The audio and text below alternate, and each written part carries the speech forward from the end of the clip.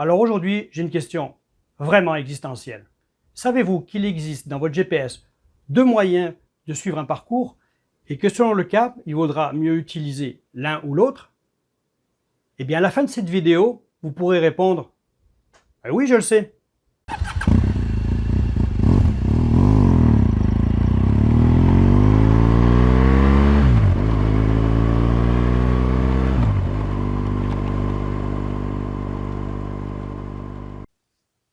Parlons donc de ces deux moyens. On a d'une part les tracés, aussi appelés traces, que vous retrouverez parfois sous le nom anglais de tracks, et les itinéraires, ou trajets, en anglais routes ou routes. Et c'est pas toujours évident de s'y retrouver parce que le terme employé change selon les documents et selon les appareils, y compris pour une même marque. Mais pour faciliter la compréhension, j'utiliserai ici uniquement les termes de tracé et d'itinéraire.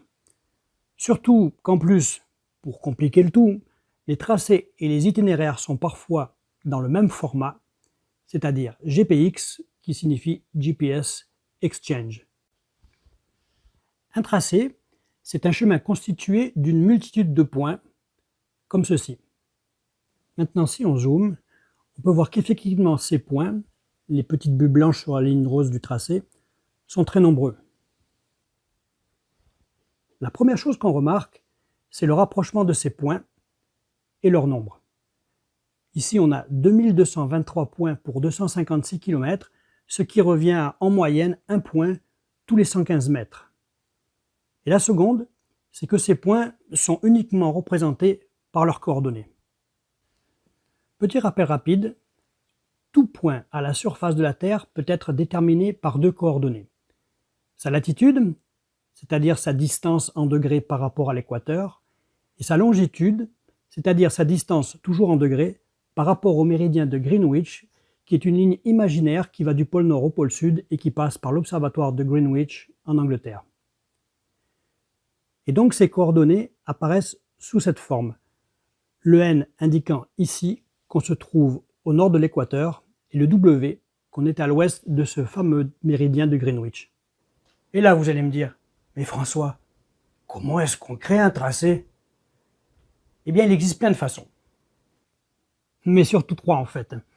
La fonction d'enregistrement du tracé de votre GPS ou de votre application mobile, c'est-à-dire que vous roulez et l'appareil enregistre automatiquement le chemin que vous prenez. L'exportation d'un itinéraire à partir d'une autre application, parce que la majorité des applications de création d'itinéraires ne sont pas directement compatibles entre elles. Pas de panique, j'y reviendrai dans une autre vidéo. Et enfin, par conversion d'un itinéraire en tracé, ce que permettent certains logiciels comme Garmin Basecamp. Les tracés offrent donc plusieurs avantages. Ils sont extrêmement précis parce qu'ils comprennent beaucoup de points et ils fonctionnent avec n'importe quel appareil et n'importe quel réglage. Et on verra dans d'autres vidéos que la question des réglages est très importante pour le suivi d'un parcours.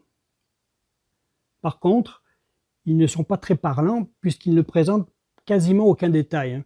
Ils ne permettent notamment pas d'afficher des informations utiles comme les arrêts. Par exemple, si vous voulez indiquer sur votre parcours une halte au bord d'une rivière ou la pause pour manger, vous ne pouvez pas le faire avec un tracé. Et deuxièmement, ils ne permettent pas d'utiliser certaines fonctions évoluées des GPS comme l'affichage de la date et de l'heure ou différentes sortes de points. Ils sont donc plutôt recommandés si vous n'avez pas déterminé d'endroit pour faire vos haltes ou vos arrêts, ou si l'information est tout simplement pas importante pour vous, ou pour les trajets hors route précis. Par contre, si vous voulez quelque chose de plus détaillé, vous utiliserez plutôt un itinéraire, c'est-à-dire un parcours fait de points que vous déterminerez vous-même un par un. Et là encore, il existe une foule d'appellations pour ces points. Points d'intérêt, waypoints, points de cheminement, étapes, points de tracé, points de passage, etc. On débrouillera ça quand on abordera le GPS et la création d'itinéraires proprement dite. Mais l'important, c'est de savoir que tous ces mots se rapportent aux itinéraires. Revenons à Basecamp pour voir un itinéraire plus en détail.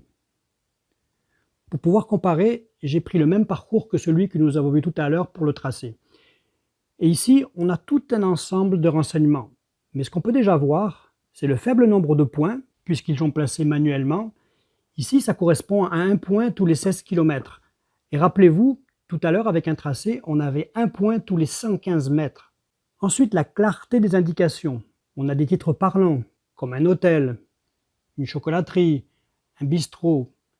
Et enfin, on dispose de plusieurs informations chiffrées, notamment l'heure de départ, la durée des arrêts, la distance entre les points, ou encore la distance parcourue depuis le départ. Bref, on utilisera les itinéraires plutôt quand on veut disposer de nombreux renseignements sur le parcours, ou quand la précision du suivi n'est pas si importante, ou bien qu'on a d'autres moyens d'avoir cette précision. Par exemple, en s'aidant de ces bons vieux panneaux de signalisation routière, ou bien si on connaît une astuce pour contourner l'imprécision avec son GPS ou son application de suivi de route. Alors j'espère avoir un peu débrouillé la différence entre un tracé et un itinéraire, parce que cette différence nous sera bien utile au moment de se servir de notre GPS pour suivre un parcours complexe, c'est-à-dire pas simplement aller d'un point A à un point B directement, ce qui est en fait la raison d'être principale d'un GPS. Il sera aussi parfois intéressant de combiner un itinéraire et son tracé, c'est-à-dire d'afficher les deux simultanément sur son GPS. Par exemple, si l'itinéraire que vous vous apprêtez à suivre a été créé par quelqu'un d'autre et que cette autre personne et vous-même avez des réglages différents sur vos appareils. Ou encore, si vous voulez utiliser la fonction bien pratique de recalcul automatique de votre appareil. Mais ça fera l'objet d'un tutoriel spécial sur le réglage du GPS plus tard. D'ici là, bonne route!